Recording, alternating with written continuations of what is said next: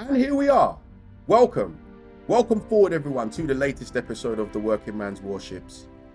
I am your humble host Jedi Gad, and we welcome you, whoever you may be, wherever you are in the globe, whatever time of the day or night it is where you are, and however you are tuning in, watching and listening. Welcome.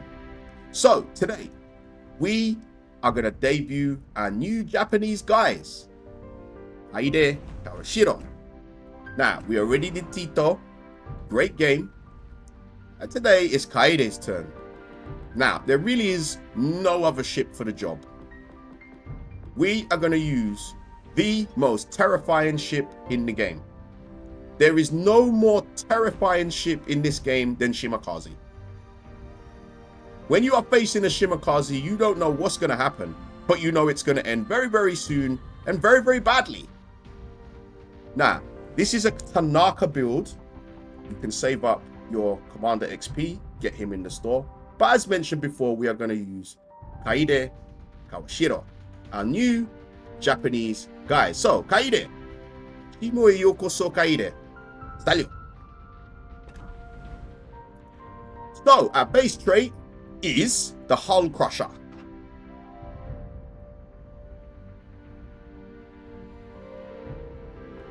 We're going to run Erish Bay for some extra concealment.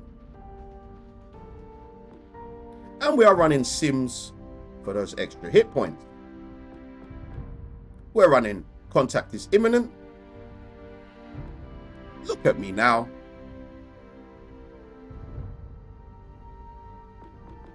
Perceptive.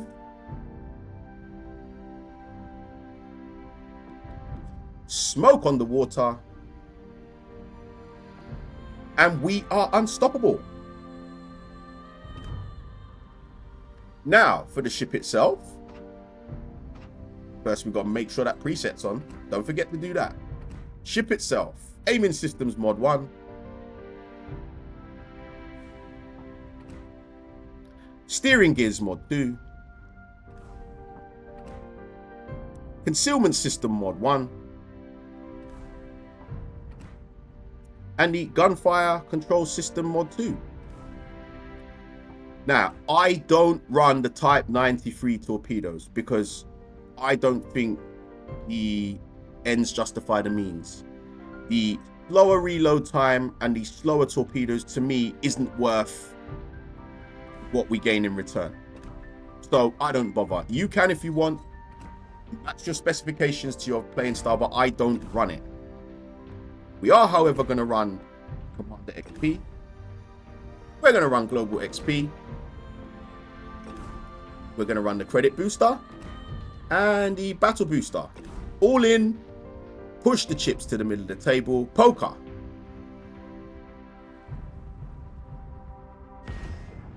So, Kaide. Nihonjin ga miteiro. Karere o daihou shite.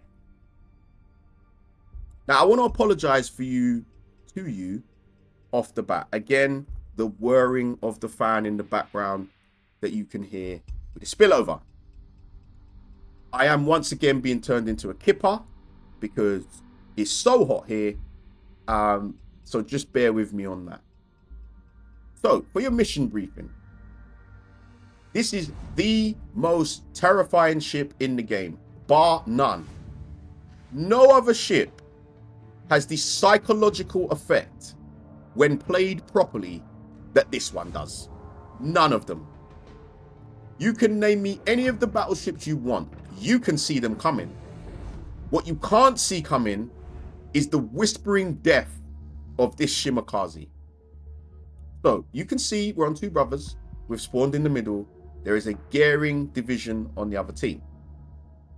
Right? Let's keep that in mind. We have another Shimakaze on our team, which means for the enemy, there could be 30 torpedoes at any given time in the water. 30! Think about that for a second. And you won't see them coming. Tap dancing. This is not tap dancing. When you've got that many torpedoes in the water, you tap dancing on lava. That's what you're doing. So immediately at the beginning, I'm like, you know what? I'm going to go for a mid-rush here. Right? We spawned in the middle. I've got a cruiser behind me. Let's go for the mid-rush. Okay? However, we are located. So I did the noble thing what anyone would do, and I chickened out. Look, don't judge me. I can see that I'm located, which would indicate to me that it's the Gearing division.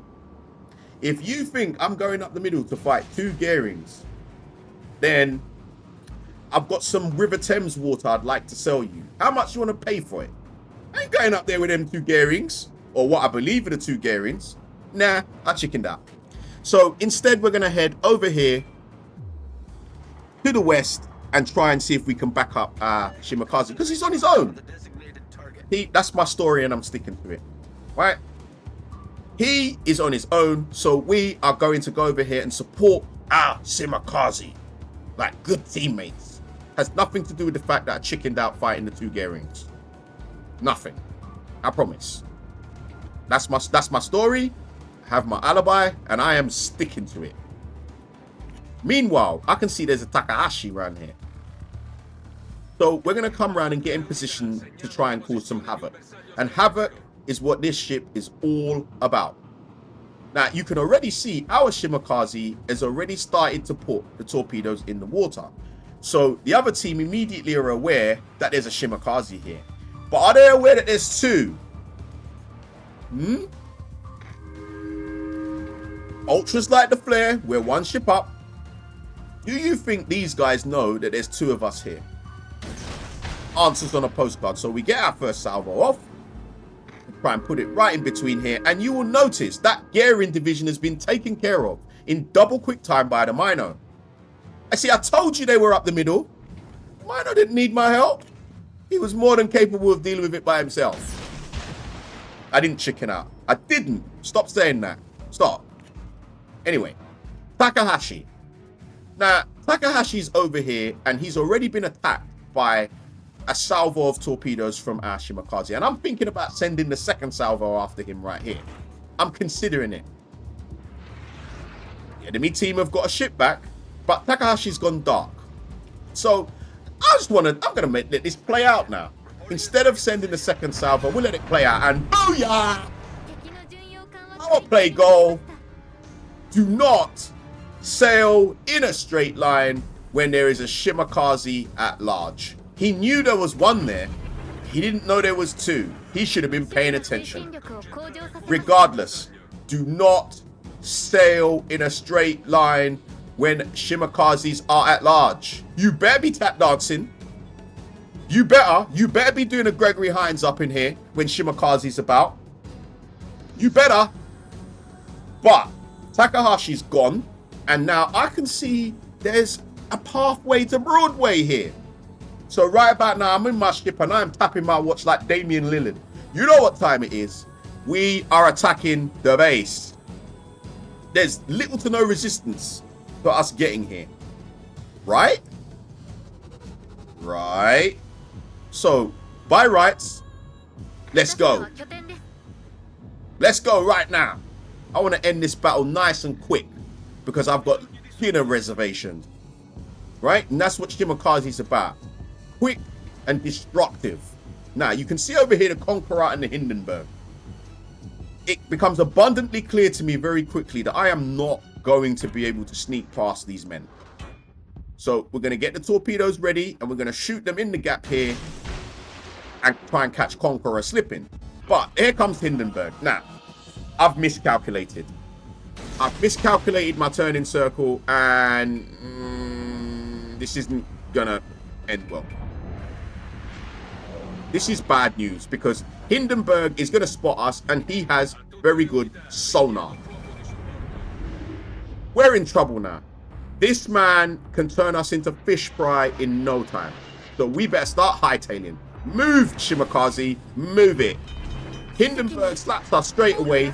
But Conqueror, again, not paying attention, trips over the torpedoes and he's in trouble. But he's not the only one because so are we. That Hindenburg has got his sonar. We are lit up like a Christmas tree.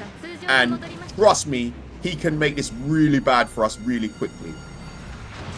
But mercifully, we've got out of range. We are out of range. Conqueror was not long for this world. He goes down. And the two Shimakazes over here are doing exactly what was advertised. It is exactly what it says on the tin. Shimakaze, the most terrifying ship in the game. Now look at Hindenburg. Hindenburg has quickly realized that the writing is on the wall. He like, I ain't sticking. You think I'm sticking around here fighting these two Shimakazes? Oh no. I'm not doing that. Nah. Hindenburg is hightailing it, and at this point, I don't really blame him. What's he supposed to do? Remember, there's a Njord up there behind us as well, but his main concern is those torpedoes flying through the water. So Hindenburg has turned tail, and he's gone, and now we're going to get to the business of taking this base. Straight in, and Hindenburg doesn't appear to be a threat currently. Now that can change, but at the moment he's heading away. And again, do you really blame him? One would be bad enough. Two whispering deaths? Not so sure I wanna deal with that. I wouldn't. But we are now in his base. So when you are faced with these situations where the enemy is in your base like this, it's engage or concede. You will have to make a decision. Engage or concede. Now you can see he is under torpedo attack from our other Shimakaze. Doesn't know where I am, doesn't know where he is, but he's under attack. So this is the effect the Shimakaze has on you. When you are in the game and you look on your screen and it flashes up, Shimakaze, devastating strike. The shockwave that it sends through the team cannot be underestimated. Because you see that and you're like, oh Lord. Oh boy. Shimakaze, devastating strike. No other ship on this game has the psychological effect that this ship has. When played properly. There is no other ship you can name me. None. Now, I obviously want to get into good habits. Yep. You see? Thank your teammates and they will reciprocate it. And this is what we do. We get into good habits of World of Warships etiquette. Now, I want to have a quick word about this Hindenburg. Obviously, he is probably not going to win. From his point of view, I can't win. I'm unlikely to win. They've got multiple ships. There's two Shimakazes. There's a battleship. I can't win. That is what's going through his head. But he does manage to sink the Njord. Now, what I want to do is I want to compare this to football. Right? In a football match, if you are 1-0 down towards the end of the game, you are losing. You are going to lose anyway. You need to attack. Now, yes, attacking might mean you lose 2-0 or 3-0, but guess what? You are going to lose 1-0 anyway. You may as well attack. What do you have to lose? Now, in this situation, he's gonna lose. He is surrounded by Shimakazes, yes. But you're going to lose anyway. You might as well attack. You never know. How do you think you get solo warriors? You never know. Attack. Go down swinging. What is the point of running? You're going to lose anyway. Now, Hindenburg is turning him around and coming towards us. But it's too late. When you are in this situation and they're in your base and it's coming to an end and you're going to lose anyway, think about being 1-0 down towards the end of the game in football. Yeah, you might lose 2-0. Yeah, you might lose 3-0, but you're going to lose anyway. Attack, attack, attack. Go down swinging. Lose trying to win. You must do this. You've got to get it in your head. You are playing a war game. Go down swinging. But It gives you a measure of the terror of the Shimakaze. So, Kaede, well done. He's won, we've won. Happy about that. A nice win in double quick time. GG's to the Mino. And if you like what we're doing, like, subscribe, share, and we will see you on the next episode of the Working Man's Warships. Take care, folks.